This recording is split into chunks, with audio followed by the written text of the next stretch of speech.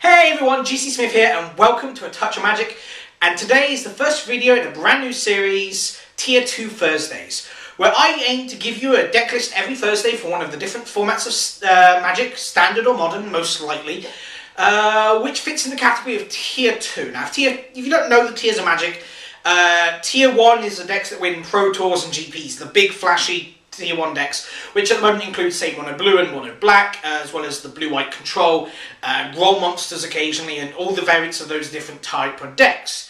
Tier 2, however, are the decks that are below that. They're not just junk cards put together, they're decks that have some sort of gleam of thought or intention or some sort of design principle, but aren't quite efficient enough, aren't quite powerful enough, maybe they're not reliable enough to regularly win enough games and matches that will get you to winning those big events, but a perfect for your Friday Night Magic events, which is what this video aims to do, is give you deck lists that you can build to your Friday Night Magic and have tons of fun with.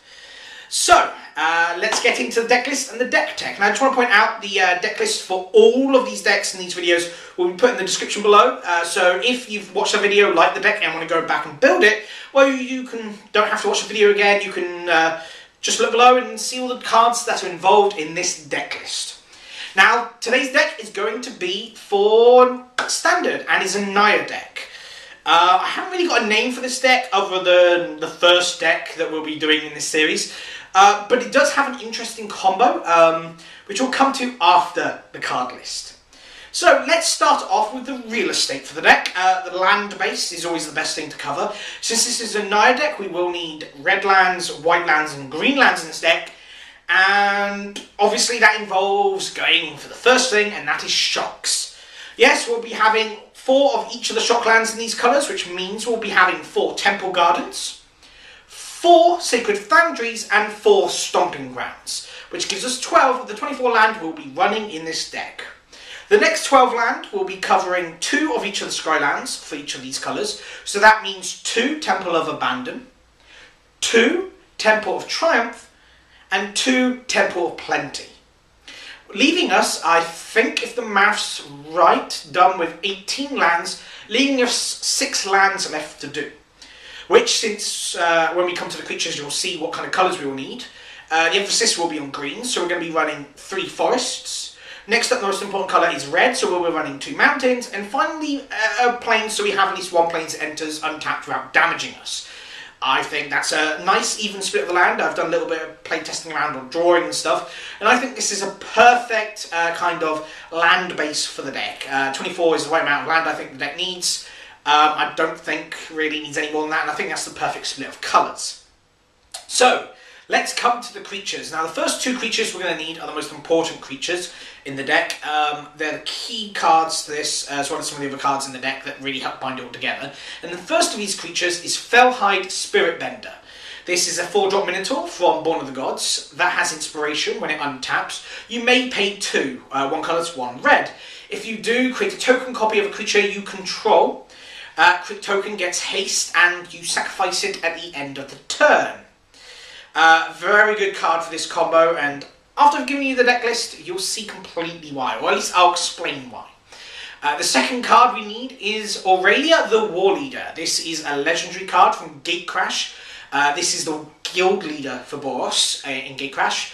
6 converted mana cost, 2 colourless, 2 white, 2 red, a 3/4 flyer with first strike and haste, and whenever it attacks for the first time each turn, untap all creatures you control and have an extra combat phase.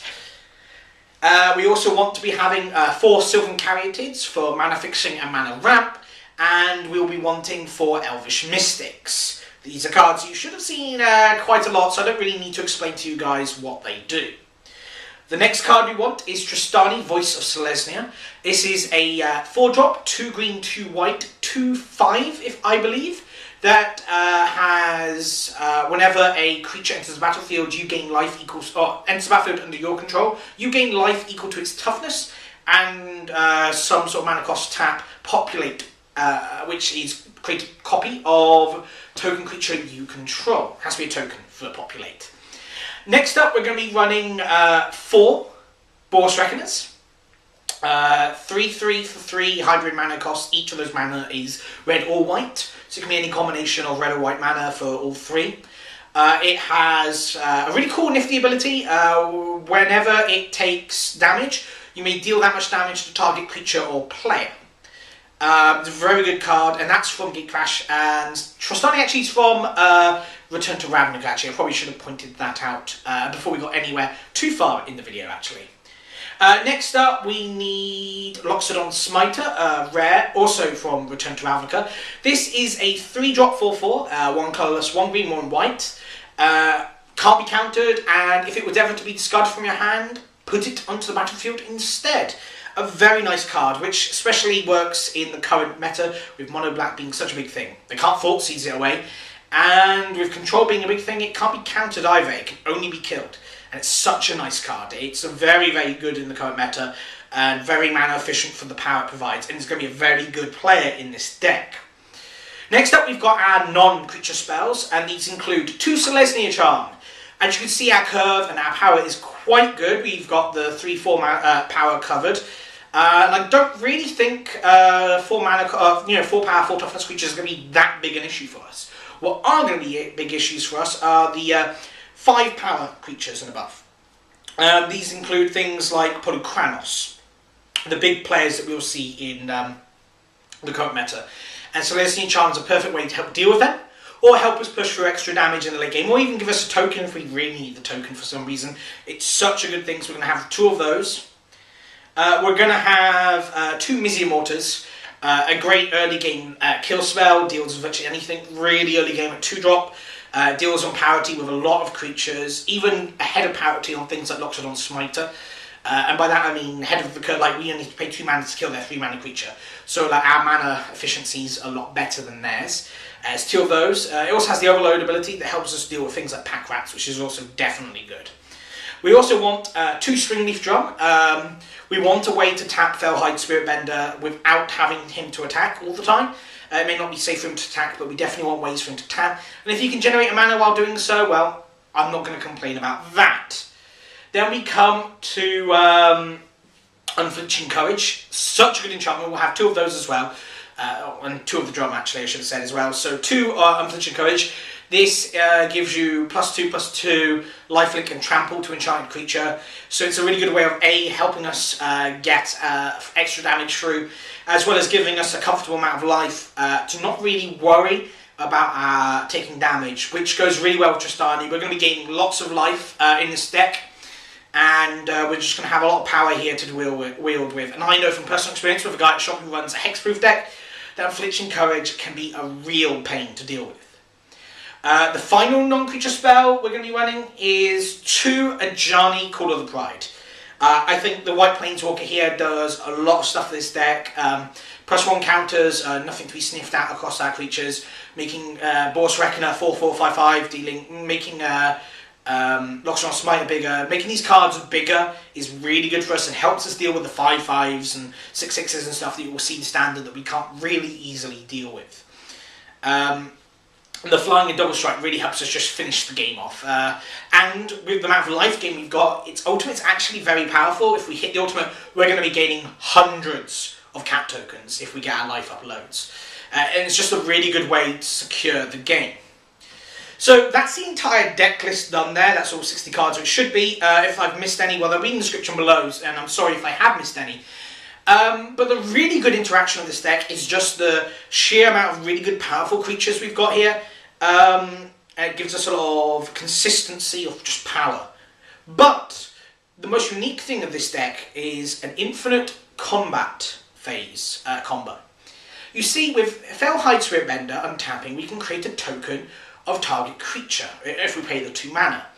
And if we have 2 mana dorks and Aurealia, that equals infinite combat phase combo, not infinite mana, infinite combat phase combo. Why? Because of that Aurelia's ability. Whenever it attacks for the first time each turn, untap all creatures you control, and you get an extra combat phase. So, if you have attacked or tapped Felhide Spiritebinder using the Springleaf Drum and then attack with the Aurealia, you'll untap it and all your other mana dorks, giving you the mana you need to pay its cost. in which case you create a token copy of Aurealia and sacrifice the original Aurealia because it's the legendary creature. With this, you'll have a new Aurealia that has this extra combat scepter swinging, so you'll attack with this Aurealia. Its ability will trigger because it's the first time this Aurealia is attacked.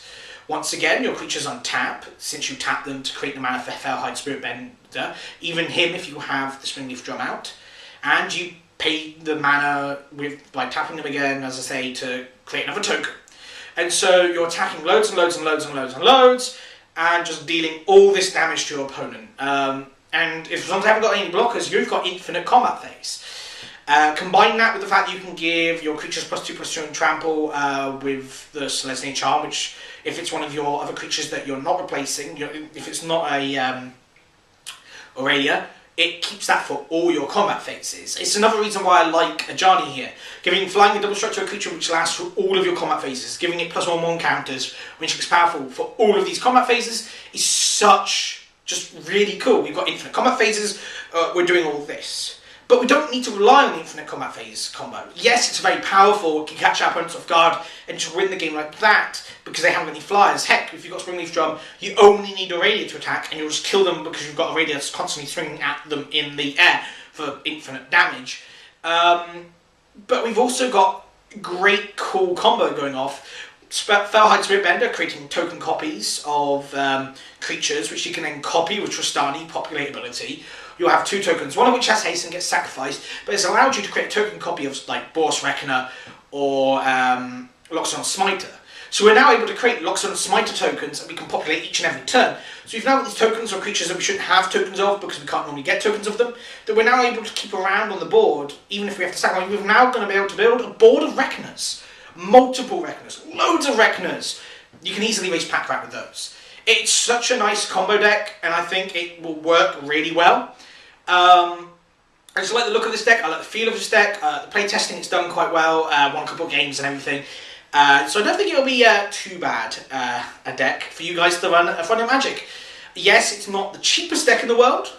It has got a few money cards in there, the Shocklands and Skylands being probably the most expensive out of those. Aurealia, I don't think it's that expensive a card anymore, not many people run it. The Reckoner and Smiters will sit back a bit, but as a whole it's not the most expensive standard deck I've seen. It's not a tier 1 deck, I don't think, although it could be at the edge. It's just a very powerful deck, I think, and I would love to actually build this deck. Unfortunately, I don't have the cards to build it, but I definitely will be playtesting it probably more tomorrow at the local shop, and maybe coming back tomorrow telling you with my experiences of the deck. And that's pretty much it, actually. That's the deck tech and the deck list. It's such a nice, powerful deck. You've got these cards to deal with things, different threats. And it's just a really cool combo, really good, solid deck, I think. So tell me what you think. If you build this deck, I'd love to hear your comments below of how your deck performed, how you did it at your FNM events, or how you did it at any events you played this deck, or any games you played this deck in. I would love all your feedback. And if you've got any suggestions for tier 2 decks yourself, don't forget to put them below. I would happily love to take suggestions and create those decks for you and publicise those to the people, and obviously give you credit if you create the deck. Also, if you want to see more of these videos in the future, I'll be aiming to do one of these every week. Don't forget to subscribe, like these videos, and share it with all your friends. Tier 2 decks are great fun, and I'm sure a lot of people out there would love to play these kind of decks and play against them. I know I'd rather see these decks than just mono black all the time. So, thank you very much for watching, and I'll see you next time.